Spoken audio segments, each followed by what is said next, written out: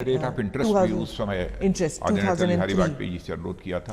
तो पहले यहाँ 14 to 18% किसानों को अपने कर्ज पर ये इंटरेस्ट देना पड़ता था।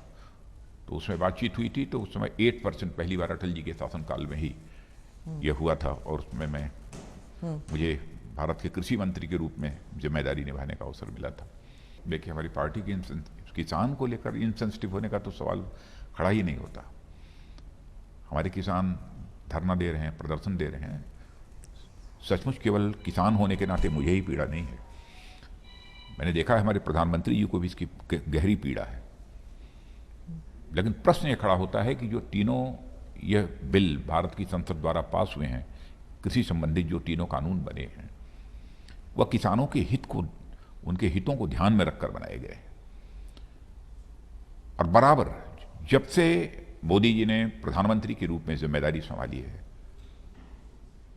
क्योंकि मैं कैबिनेट का एक सीनियर मोस्ट मेंबर होने के नाते मैं कह रहा हूं कि उनके साथ बराबर हर मुद्दों पर बातचीत करने का मुझे अवसर भी मिला है। मैंने देखा है कि किसानों को लेकर बराबर उन्होंने अपनी चिंता व्यक्त की है। और प्रारंभ से ही, और 2014 के पहले जब हम लोग कैंपेन के लिए जाते थे, चुनावी कैंपेन के लिए, उस समय भी कि देश के किसानों की हालत जब तक नहीं बदलेगी तब तक देश की हालत नहीं बदल सकती है। भारत को यदि धनवान भारत बनाना है तो भारत के किसानों को भी धनवान हमको बनाना होगा, यानी उनकी आमदनी को हमको बढ़ाना होगा। यह हमारे प्रधानमंत्री की सोच रही है और प्रारंभ से उनके द्वारा यह कोशिश की जा रही है।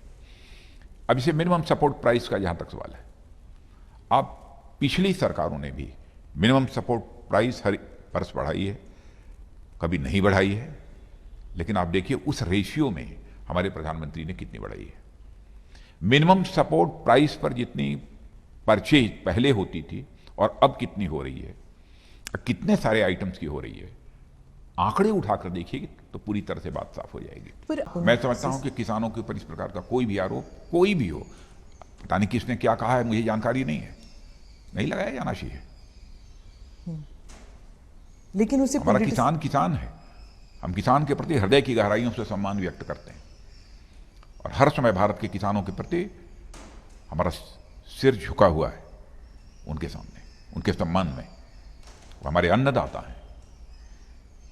और जब भी आर्थिक संकट का दौर इस देश में आया है तो देश की अर्थव्यवस्था को संभालने का काम यदि किसी ने किया है तो इस देश के किसानों ने किया है।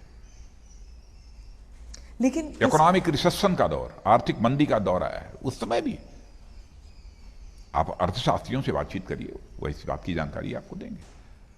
तो सचमुच हमारे देश की अर्थव्यवस्था की ताकत है हमारा किसान, कृषि, यह रीढ़ है। राष्ट्रीय स्वाभिमान की रक्षा के लिए सिख भाइयों ने जितना बड़ा बलिदान दिया है उसे भारत कभी भूल नहीं सकता, कभी नहीं भूल सकता। और भारत की संस्कृति की रक्षा करने में हमारे सिख भाइयों का बहुत बड़ा कंट्रीब्यूशन है।